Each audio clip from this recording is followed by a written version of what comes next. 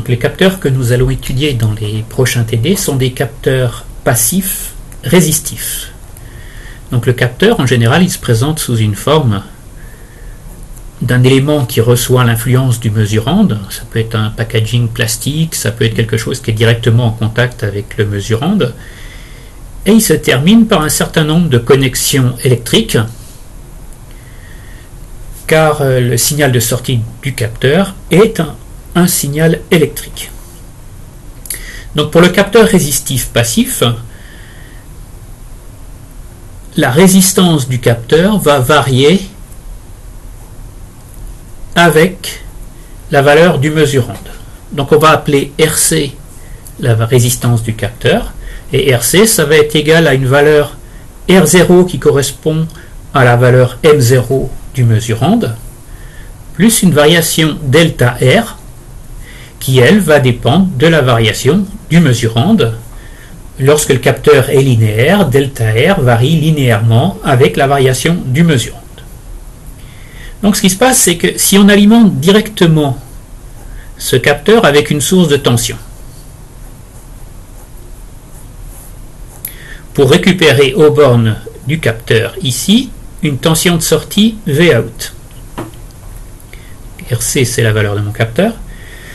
Ce qui va se passer, c'est que Vout, même si RC change, Vout ne va pas changer. Pourquoi? Parce que le courant I qui est à l'intérieur de la boucle, lui, va changer. Mais la tension Vout, ce sera toujours RC fois I, et sachant qu'ici, la tension d'entrée, que j'appelle Vin, est un générateur de tension, donc la tension Vin est tout le temps constante, c'est le courant I qui s'adapte, ben j'ai un gros problème, j'ai que Vout va toujours être égal à Vin, et ça ne dépend pas du capteur. Donc pour résoudre ce problème, on fait un montage qui est relativement simple, qui s'appelle le pont diviseur de tension.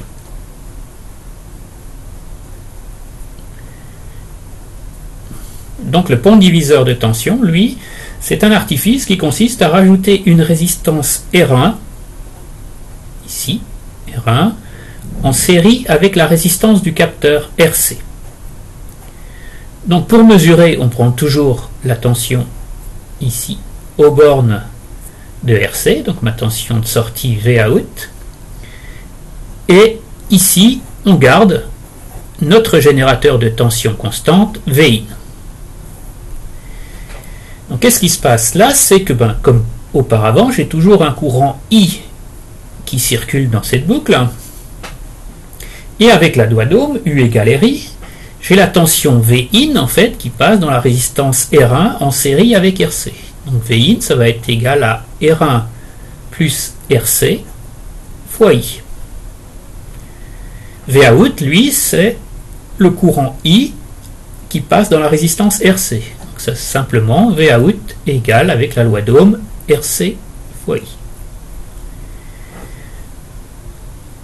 Le courant I étant le même, je peux écrire que Vin sur R1 plus RC est égal à Vout sur RC. Petit i égale petit i. Et j'obtiens la formule du pont diviseur de tension qui est Vout est égal à Vin que multiplie RC et divisé par R1 plus RC.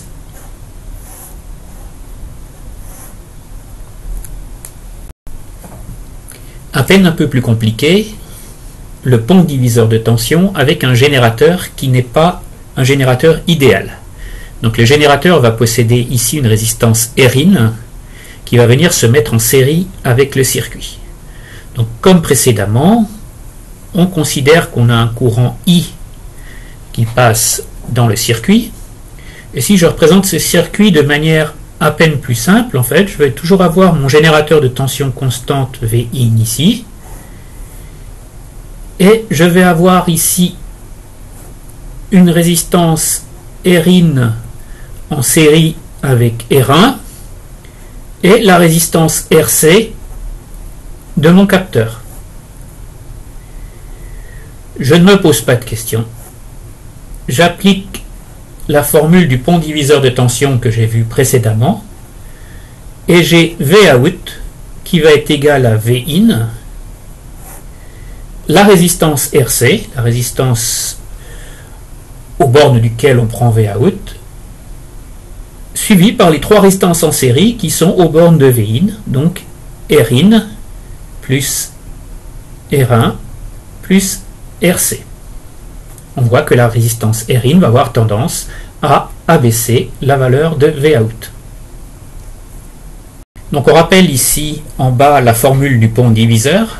Lorsqu'un capteur est dans un pont diviseur de tension alimenté par une tension constante Vin, la sortie Vout va être égale à Vin que multiplie RC divisé par R1 plus RC.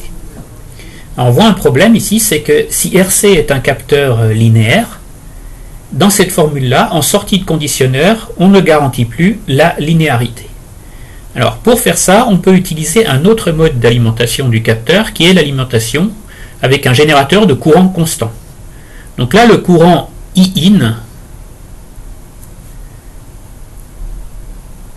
va traverser l'ensemble du circuit qui est constitué simplement du capteur RC qui est égal à R0 plus delta R.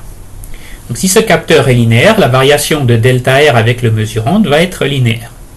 En sortie, avec la loi d'Ohm, j'ai tout simplement Vout qui va être égal à RC fois Iin est égal à R0 plus delta R Iin.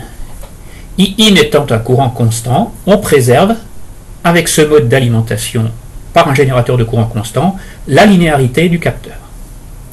Alors on peut y arriver aussi dans le cas du pont diviseur de tension, si on peut faire une approximation.